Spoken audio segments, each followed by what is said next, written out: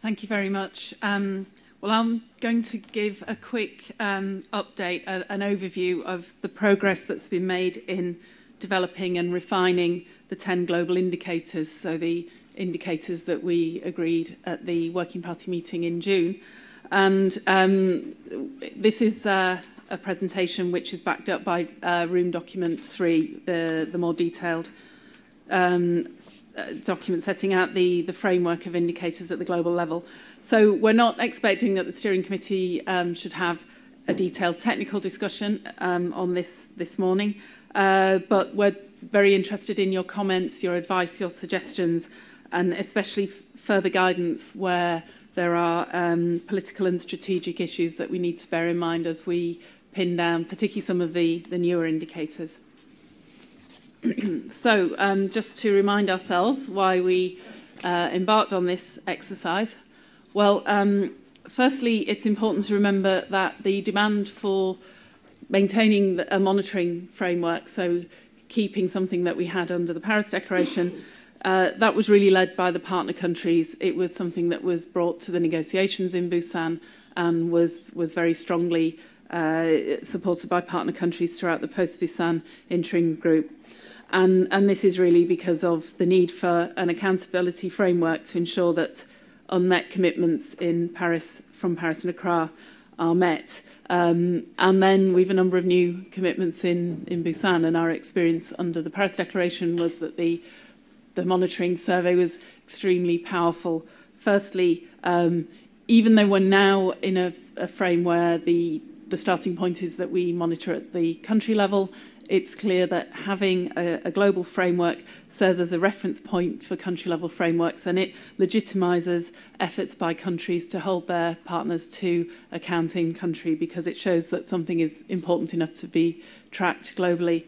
And also, leading on from the discussion we've just had, the monitoring process provides quantitative information, but it also provides qualitative information, the stories about what's happening, what's working, what isn't working. So very important for stimulating broad-based dialogue and learning.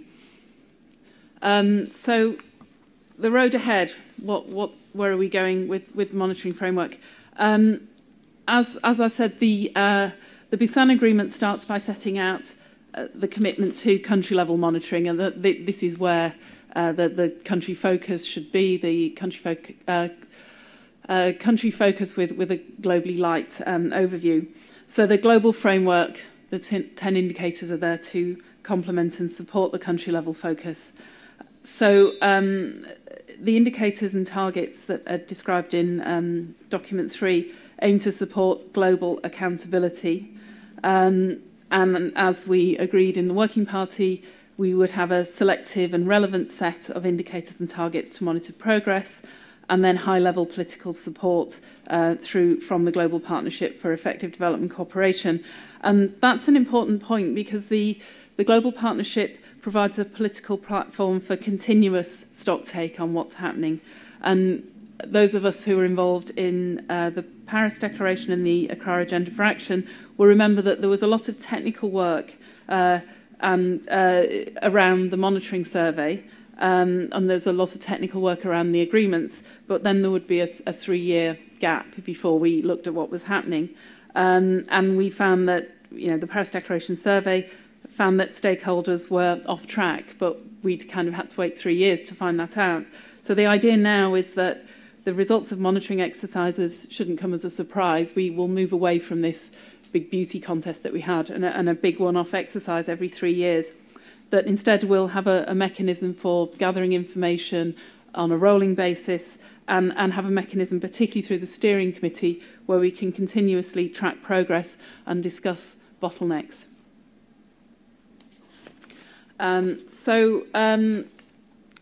Again, this is emphasising that the starting points of the country-level frameworks, the own indicators and targets, and the process led by countries. And in Busan, there was a commitment that results would be made public. And this is important. The public nature of the monitoring efforts strengthens domestic accountability, and it also provides a platform, a discussion where the broader stakeholders who endorse Busan can engage, so like CSOs, like the private sector, local governments and others. And then the international level framework is there to back this up. And as I said, it's something that will be monitored on a rolling basis rather than a big exercise once every 3 years. So the approach to global monitoring will produce global progress reports to inform ministerial level meetings. There won't be centrally managed surveys with a deadline set by a central process. We'll use existing sources of data when and as they become available. Data collection at country level will be grounded in existing national monitoring processes. And I think there we've learned from, for example, the experience of the UN NDG tracking. Use what the countries are already doing and build on those processes and those timetables. We will have continued support through operational guidance and also a global help desk facility. I'll say a little bit more about that later. The aim is that we'll have overall assessments of progress to draw in indicators and also use complementary qualitative evidence, whether this is some of the knowledge sharing we were just talking about or the stories that come out of country-based discussions of mutual accountability. And then we'll have periodic reviews of global indicators and the underpinning methodology through the steering committee. That's not to keep changing the goalposts, but just to make sure that we learn. We learn about what's an effective way of measuring a particular issue. So the 10 global indicators, and those involved in the post-Busan group will remember that this was the best possible compromise of finding something which could maintain a political focus, that could maintain selectivity, and that responded to partner country priorities. There's a balance between indicators that are tracking unfinished business from Paris and Accra and those that reflect the broader Busan agenda. And you'll see that there's 5 new indicators around results frameworks, around the enabling environment for civil society, the engagement of the private sector, transparency, and also on gender equality. And again, you'll see we have a mix of indicators where information is already available through other sources and can be tracked globally, and those where we will draw on country-level data collection efforts. And as I said before, the aim is that we use systems that are already there.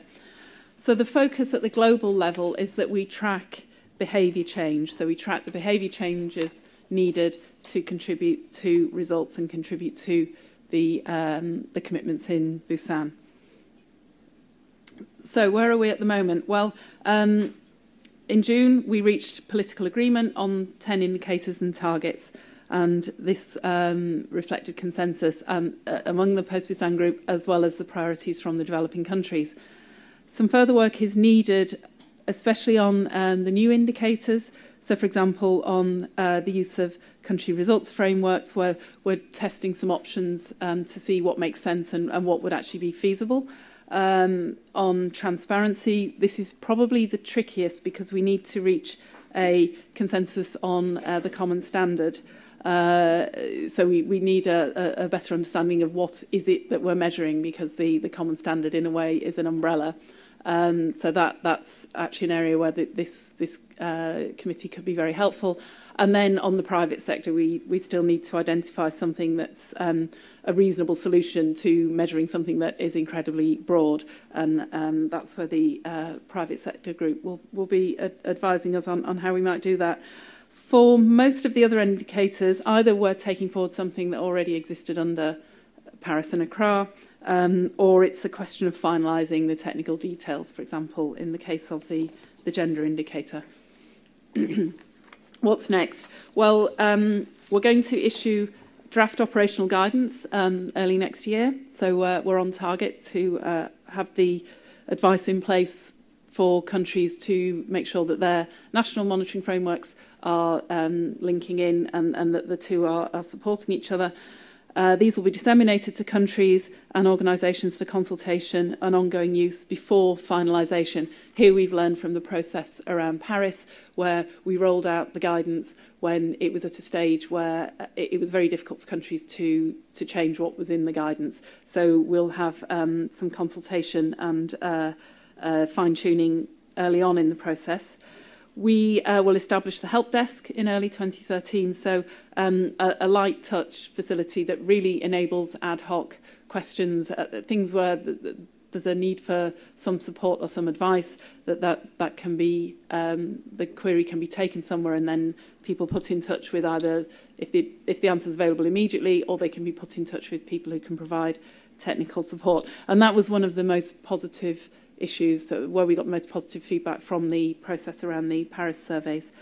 Then in terms of the steering committee, there's a big role for the steering committee in advising on bottlenecks. So, for example, how can we pin down what it is we're going to measure on transparency? You know, what's a realistic thing to track so that we are actually picking up trends in transparency, but we don't get stuck into the whole definition of what transparency is.